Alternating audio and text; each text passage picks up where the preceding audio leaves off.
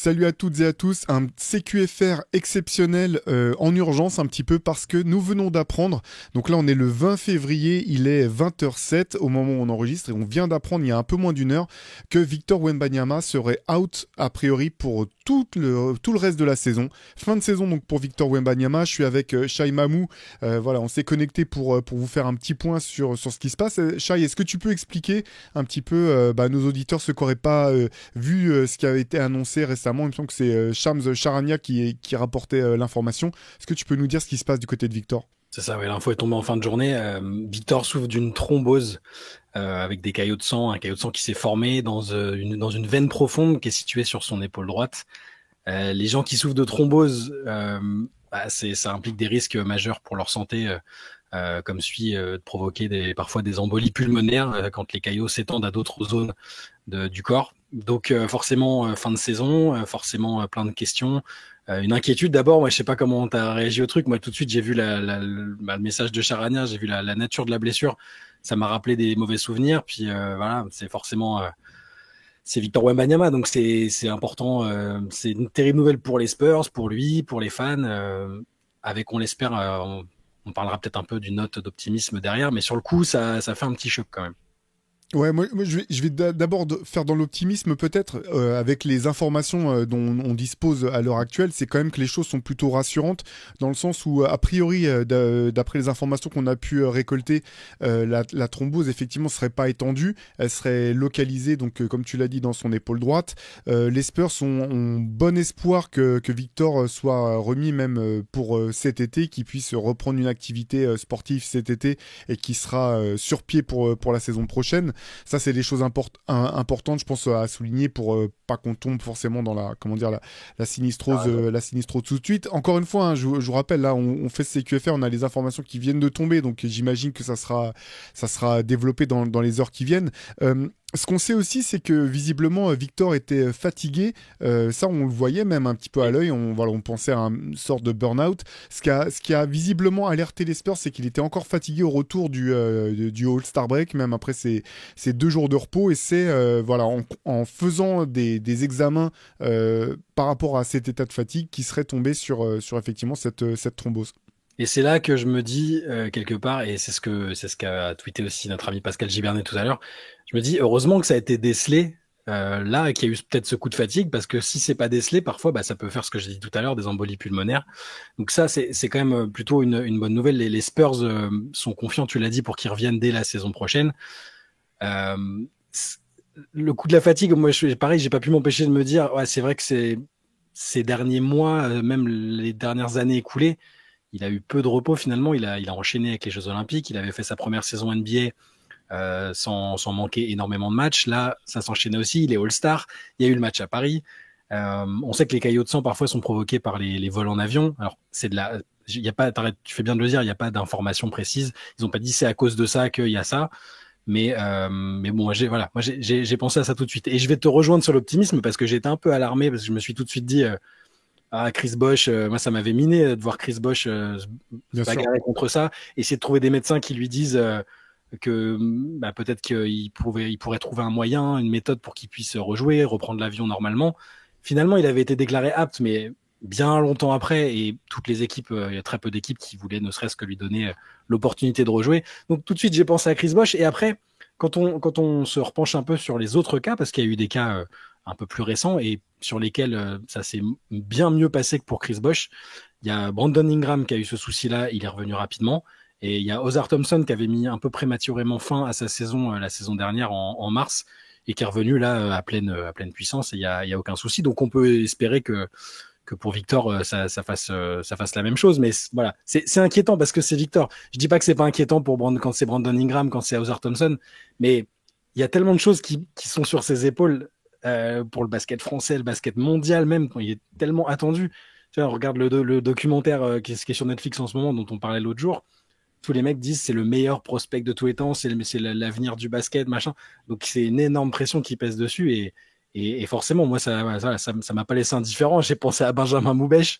Je me suis dit, le pauvre, il part à San Antonio pour suivre Victor sur la deuxième saison et Victor est malheureusement out jusqu'à la fin de la saison. Bref, voilà, c'est pas une nouvelle anodine, je trouve.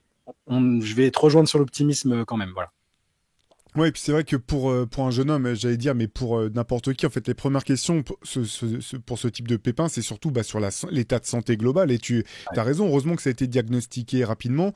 En ce qui concerne les avions, effectivement, c'est extrêmement dangereux. Tout ce qui est caillot, c'est extrêmement dangereux de prendre l'avion à cause de la pression, dépressurisation, etc. Donc, heureusement que ça a été pris à temps. Le plus important, c'est avant tout qu'il retrouve la santé. On espère que ça sera rapidement réglé. De ce que j'ai pu regarder, de ce que j'ai pu voir, effectivement, pour ce genre de, comment dire, de pathologie, il peut y avoir différents types de solutions, soit médicamenteuses, soit sous forme d'opération dans certains cas. Là, on ne sait pas encore ce qu'il en est. Encore une fois, ça vient de tomber.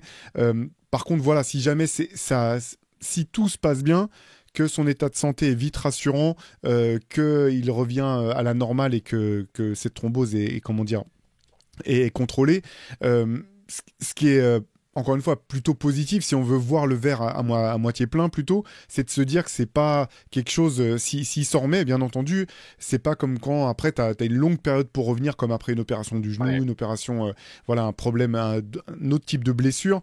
San Antonio était dans une situation un peu particulière parce que là ils sont 12e actuellement. Mmh. Euh, L'objectif, surtout, enfin, d'autant plus après le trade pour De'Aaron Fox, c'était d'essayer de raccrocher le wagon du play-in, mais on sentait que ça allait être compliqué, que c'était pas simple. Là, je pense que ça met un coup d'arrêt complet à cette option-là. Je sais pas ce que tu en penses, toi, du côté des Spurs. Ce qui est sûr, c'est qu'il y avait pas de. Il devait pas y avoir de signe avant-coureur ou de choses qui les alertaient de ce côté-là. Sinon, ne serait-ce que le trade de De'Aaron Fox aurait probablement pas été fait cette année s'ils avaient eu le moindre soupçon. Comment est-ce que tu vois la suite de la saison des Spurs? Ouais, c'est possible, j'avais pas pensé aux implications, si ça avait été détecté plus tôt, est-ce qu'ils seraient passés à l'action tout de suite, je sais pas. Moi, ma conclusion toute simple, c'est que la course au play-in est terminée pour les Spurs, parce que parfois les équipes arrivent il y a la fameuse Ewing Theory avec l'équipe qui arrive à être meilleure sans son meilleur joueur, ça arrive parfois. Là, dans la conférence Ouest, et quand le joueur en question, c'est Wembanyama, qu'il a un tel impact des deux côtés du terrain, c'est même pas juste leur meilleur scoreur. De'Aaron Fox va peut-être faire des cartons offensifs, les autres jeunes autour vont peut-être être bons. J'ai quand même, ils avaient déjà pris un retard, tu l'as dit, hein, là au classement dans la conférence Ouest. San Antonio, donc tu l'as dit, est 12e et ils avaient déjà 3 victoires. Ils sont à 3 longueurs et demie en gros des Warriors, qui eux sont plutôt logiquement dans une phase ascendante. C'est compliqué, mais c'est pas grave. Tu l'as dit, le plus important c'est vraiment qu'ils se remettent. L'Euro, c'est pas grave non plus. Il y a l'Euro Je basket fais qui bien arrive. d'en parler, oui. Je le vois pas, même s'il se rétablit pendant l'été et qu'il est à nouveau autorisé à prendre l'avion, par exemple. J'imagine pas que ce soit lui ou les Spurs dire que je pensais que c'est une bonne idée qu'il participe à l'Euro. Évidemment qu'on préfère avoir Victor sur toutes les compétitions tellement il est incroyable, mais voilà, c'est pas grave. La fin de saison là, c'est pas dramatique non plus. C'est pas parce qu'il va jouer un match de play-in que ça va changer la trajectoire de sa carrière. Enfin, c'est pas parce qu'il va manquer ce match-là si toutefois ils étaient qualifiés que ça va changer la trajectoire de sa carrière. Il faut qu'il soit en bonne santé. Et c'est fondamental même pour l'avenir des Spurs. Il faut absolument le préserver. Trouver un moyen peut-être de le ménager, je sais pas comment, parce que c'est le franchise player, donc il est sollicité médiatiquement, il prend l'avion comme les autres. Il y a les matchs à Paris. Alors l'année prochaine, il n'y a normalement pas de match à Paris. Et donc ce ne seront pas les Spurs qui vont aller à Manchester faire le match en Angleterre. Peut-être que ça peut être bien aussi pour lui. L'All-Star Game, on verra ce qu'il en sera. C'est à Los Angeles, donc ouais, bon, voilà. L'important, c'est vraiment, ça paraît bête, on dit toujours la santé, c'est le plus important, mais là, c'est le cas. Et à nouveau, sur une note d'optimisme, j'aurais été plus inquiet parce que ça a été une de mes inquiétudes depuis le début, depuis que Victor est dans le paysage. J'ai toujours peur avec les très grands, qui ont une musculature particulière, très très fin comme Victor, c'est des blessures au pied, tu vois, comme Yao Ming par exemple. Les pivots ont souvent des blessures au pied qui sont très très dures à soigner et qui traînent sur le long terme. Moi, j'avais peur de ce genre de truc-là pour Victor, tu vois. Donc pour l'instant, je retouche du bois. De ce point de vue-là, il est plutôt épargné au niveau structurel, articulation, genoux, tout ça. Donc si c'est que ça, s'il revient comme Ozar Thompson, comme Brandon Ingram, je me dis que la médecine a un peu aussi peut-être évolué, progressé sur cette question-là depuis Chris Bosh. Voilà, soyons optimistes et puis il faut juste patienter un peu pour les Spurs et espérer qu'ils soient de retour la saison prochaine pour essayer de jouer ce play-in, jouer les playoffs peut-être, surfer sur cette très bonne deuxième saison, parce qu'on peut revenir sur sa saison maintenant vu qu'elle est terminée, mais Il était quand même à 24 points. Vas-y, si t'as les stats, vas-y. Hein. Ouais, j'allais te les donner justement, Ouais. j'allais te les donner. Donc Victor Wembanyama, il était à 24,3 points de moyenne, 11 rebonds et 3,8 contres. Il était premier de la ligue sur les contres. Il était bien parti pour être probablement défenseur de l'année, ou du moins voilà, dans la course. Je pense que c'est lui qui était leader dans la course pour le DPOI. C'est une autre implication à laquelle j'avais absolument pas pensé avant que tu l'évoques. Il va plus être éligible pour le Non. DPOI, pour toutes les NBA teams, que ce soit défensive ou autre. Ça peut être un peu contrariant pour lui qui est toujours très ambitieux et qui a envie de marquer la NBA de son passage. On se demandera peut-être ultérieurement qui va être meilleur défenseur de l'année. Tellement ça semblait être une évidence dans les premiers votes, les premiers sondages. Ce serait une bonne question à se poser. Et bon, c'est dommage aussi pour ça parce que je pense qu'il avait en tête, et il a toujours en tête le fait de devenir le plus titré au niveau du DPOI. Hein. Il l'a largement dans les pattes. J'avais pas pensé à ça. J'avais pas pensé au nombre de matchs, tu vois. Bon, voilà, c'est malheureux, c'est pas le plus important à nouveau, la santé d'abord. Oui, c'est clair. Tu vois, c'est le truc quand j'étais gamin, je comprenais pas quand on souhaitait la nouvelle année et Et tous les surtout bonne anciens qui disaient santé. surtout de la santé, de quoi ils parlent. Plus tu avances dans l'âge, plus tu le comprends. Et effectivement, c'est la chose la plus importante. Là, on parle de basket, on parle de statistiques, mais le plus important avant tout pour lui, sa famille, ses proches à qui on pense, c'est d'être rassuré sur son état de santé global. Voilà. On n'a pas assez d'informations même pour comparer spécifiquement avec le cas Chris Bosh, avec Osar Thompson, pour voir un petit peu si c'est le même genre de choses. Chris Bosh, c'était pas du tout au même endroit. Chris Bosh, il y avait aussi la présence de Caillou. Là, on sait même pas si dans le cas de Victor, il y avait déjà la présence de Caillou avait été validée. Je sais pas si, il me semble que ça on sait pas. Hein. C'est la thrombose qui a été diagnostiquée a priori. Il avait, Shams avait dit vas-y. qu'il avait une forme de caillot sanguin. Ok, Peut-être pas totalement développé, mais t'as dans raison. l'épaule droite. C'était Ok. une forme de caillot sanguin, donc ça arrivait en tout cas, mais c'était peut-être pas pleinement développé. Ouais. Ouais, non, bon, donc ça, on en saura un peu plus pour la suite. Repos forcé, après, tu dis, voilà, effectivement, sur tu vois, malgré tout, je vois dans le cas de certains joueurs, on se rappelle quand même, tu vois, qu'ils ont raté une saison, que ce soit Blake Griffin qui a pas joué du tout sa première saison, pour des raisons totalement différentes, David Robinson. Oui. C'est-à-dire que même historiquement, tu vois, je pense pas que ce soit quelque chose non plus qui le pénalisera si jamais il devait faire la carrière qu'on imagine qu'il fera. Ça sera une astérix peut-être à ajouter à son palmarès ou à son parcours. Je pense parce que il a même sur alors, un peu plus de la moitié de saison qu'il a joué sur la deuxième, plus ce qu'on a vu sur la première. Il n'y a aucune inquiétude sur sa capacité à être phénoménal et exceptionnel derrière. Moi, si je me suis inquiété dans un premier temps, c'est vraiment pour ça, parce que le destin est tellement prometteur. C'est pas juste tu parlais de Blake Griffin, voilà, j'étais déçu pour Blake Griffin parce que il avait amené beaucoup de sang frais. J'étais déçu pour Joel Embiid, qui a fait 2 saisons blanches pour commencer. Finalement, il a quand même réussi à être MVP. Alors, on peut penser ce qu'on veut de sa carrière. Elle est un peu décevante parce que pour l'instant, il est jamais allé en finale de conférence. Donc, j'étais déçu, un peu triste pour ces joueurs-là, mais il n'y a pas la même. À aucun moment, je me suis dit pour ces deux-là que ça pouvait être les meilleurs joueurs de tous les temps. Pour Victor, il y a cette implication-là, au moins de sa génération. Donc c'est pour ça que c'est quand même un peu particulier. Je repense à tu disais on n'a pas encore les éléments pour comparer. Le seul truc que je me dis et si je dis pas de bêtises et si j'en dis vous me le dites en commentaire, mais d'ordinaire les caillots sont plutôt dans la partie inférieure du corps. C'est plutôt dans je crois que Chris Bosh ça s'était manifesté dans C'était la jambe, ouais. C'était la jambe, hein, c'est ça. Ouais. Et Chris Bosh, il y avait eu une alerte justement à la sortie d'un vol, je crois, hein, c'est ça, et il s'était un peu effondré. C'était déjà un stade un peu plus avancé que ce qu'a eu Victor. Et là, Victor, ce qui est assez clair, c'est que c'est détecté tôt. Donc pas d'inquiétude en plus de celle qui est naturelle. Voilà. Ouais, on a parlé effectivement de l'avenir des Spurs. Ça va être intéressant aussi de voir, là, d'un point de vue purement sportif, ce que ça donne pour l'équipe de France. Il y avait ce projet où on savait qu'il allait être central dans la construction de l'équipe, même dans les formes de jeu qui allaient être proposées à venir. Là, l'équipe de France, justement, joue 2 matchs de qualification ce week-end. Avec voilà les joueurs qui ont été appelés pour jouer durant les fenêtres internationales. Ça va être aussi intéressant de voir finalement vers quoi on se projette l'été prochain si jamais Victor devait, ce qui semblerait logique, ne pas participer à la compétition. Toutes ces questions-là maintenant elles sont en l'air, ça va être assez intéressant à suivre.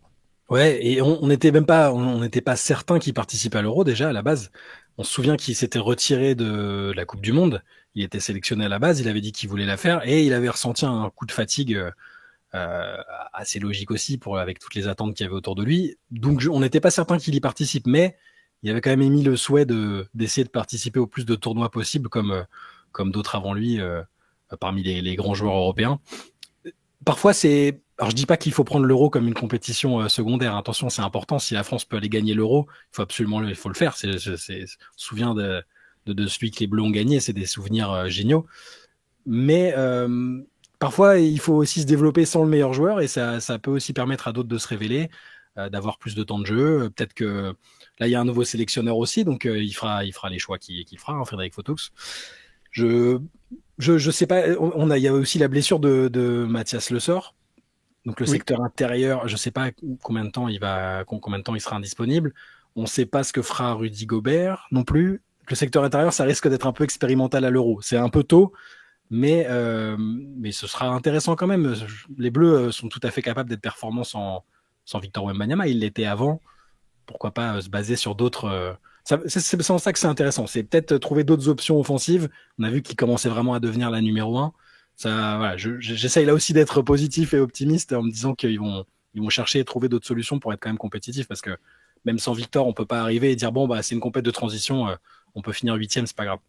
Non, en plus, on aura une équipe qui sera compétitive, hein. Ouais. Le secteur intérieur est vraiment blindé. On a des joueurs qui sont encore, qui sont déjà installés en équipe de France, d'autres qui frappent à la porte, qui sont, voilà, que ce soit ceux qui participent aux fenêtres ou des joueurs comme Zachary Rizaché, qui n'a pas Mhm. encore joué avec les A, mais qu'on imagine qui devrait être amené à participer. Il y a Moussa Diabaté dont tu parles à plusieurs reprises. Je sais que tu en as parlé, tu disais que Ouais, son profil était intéressant aussi dans l'optique de l'équipe de France. ça va bien. Tout ça, on va voir comment tout va se passer. Écoute, Chai, je te propose peut-être qu'on referme là ce CQFR Ouais. d'urgence. Demain matin, vous pourrez retrouver Chai et Antoine pour le CQFR plus classique, parler un petit peu de ce qui se sera passé par ailleurs dans la nuit NBA. Si on a d'autres informations, on les traitera bien entendu. En attendant, vous savez que vous pouvez trouver sur basketsession.com toutes les infos, toutes les updates. Ça sera sur le site internet. On vous souhaite de passer une bonne soirée. Prenez bien soin de vous. On pense quand même à Victor, à toute sa famille. On espère qu'ils seront vite rassurés et on vous dit à très vite. Ciao à tous. Ciao.